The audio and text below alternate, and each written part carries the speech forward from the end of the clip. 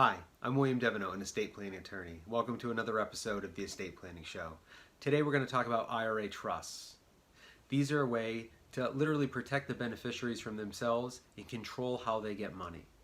There's two main types of IRA trusts, an accumulation trust and a conduit trust. An important aspect of both of these trusts are if you're leaving an individual retirement account, an IRA, with the beneficiary of this trust, the trust has to be written in a specific manner and have specific beneficiaries that have life expectancies, or this will fail and create severe tax consequences.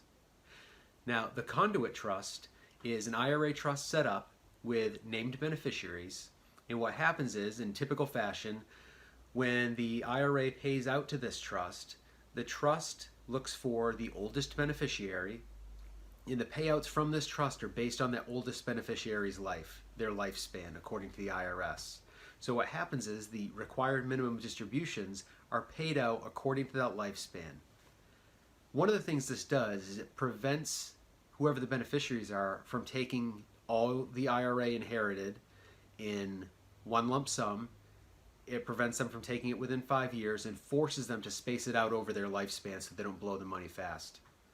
You've worked your entire life saving it. They don't need to spend it in the next few years. They can take some time to spend it. But with this trust, since it's a conduit trust, the IRA is really only taking in the required minimum distributions and then pushing them out to the beneficiaries. It doesn't accumulate or hold anything. The beneficiaries are taxed on the required minimum distributions, and there's no taxable income within the IRA trust. The IRA Accumulation Trust is a trust designed to somewhat protect the beneficiaries from themselves. If they have an addiction, if they're big spenders, they're wasting a lot of money, if they get the RMDs, they're gonna spend it as fast as possible. With the accumulation trust, you can make it so there's a trustee that receives the money from the individual retirement account, the IRA, and then once it's getting the required minimum distributions from the IRA, what happens is the trust has the option to pay out the entire required minimum distribution to the beneficiary or just a portion of it, maybe just for education until they're 25 or 30, maybe after that just for health support and maintenance for certain items up until they're 35 or 45. It all depends, but what happens is, since it's accumulation trust, it can accumulate. The RMDs go into the account, and then rather than going directly to the beneficiary, they accumulate in the trust.